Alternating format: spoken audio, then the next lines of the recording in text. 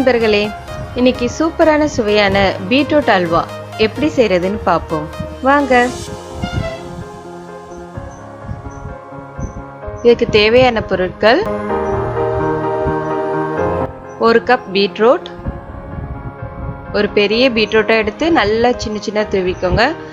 நாட்டு சக்கரை நான் யூஸ் பண்ணுறதுனால 2 ஸ்பூன் நாட்டு சக்கரை, ஒரு ஏலக்காய் ஃப்ளேவருக்காக.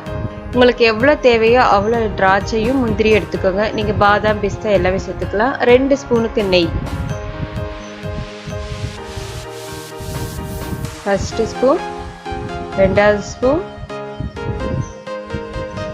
இது கொஞ்சம் காஞ்ச பிறகு அதில் முந்திரி திராட்சையை நல்லா வறுத்து எடுத்துக்கோங்க. திராட்சை நல்லா புஷ்ஷுன்னு வரணும்.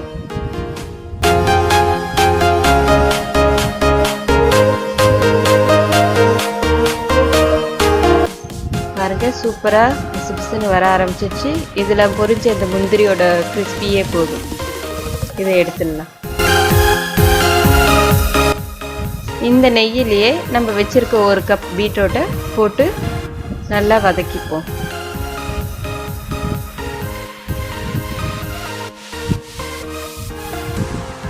நீங்க வதக்கும் போதே அது நல்லா வெந்துடுங்க. இது எங்க அம்மா சொல்லி கொடுத்தது. கொஞ்சம் ஆவி போட்டிங்கன்னா அதுல இருக்க தண்ணியிலே இன்னும் கொஞ்சம் நல்லா சாஃப்டா வேகும். பசங்க ஸ்கூல்ல இருந்து வரும்போது இந்த மாதிரி செய்து கொடுத்தீங்கன்னா ரொம்ப பிடிக்கும். இப்போ நல்லா வெந்துடுச்சு பாருங்க. போட்டது அப்படியே சுருங்கி கொஞ்சமா இருக்கு.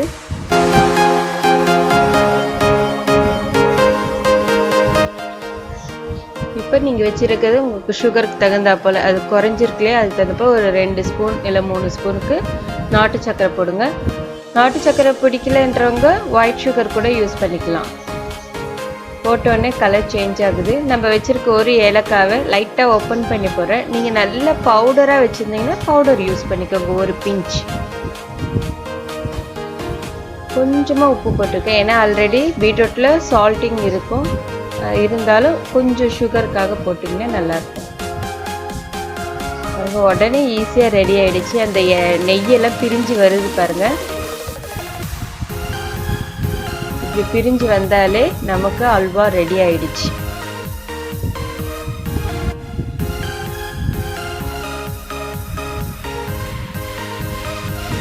இப்போ நீங்கள் வச்சுருக்க முந்திரி திராட்சையை அதில் கொஞ்சம் போட்டு நல்லா கலந்துக்கோங்க. அப்போ சாப்பிடும் போது ஸ்பூனில் வரும்போது இன்னும் டேஸ்ட் நல்லா இருக்கும்.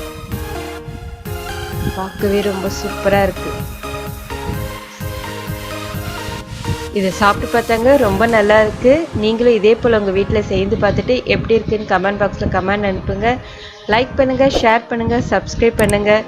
மறக்காமல் பெல் பட்டன் அனுப்புங்க. ரசித்து சமைத்தா ருசித்து சாப்பிடலாம். நன்றி, வணக்கம்.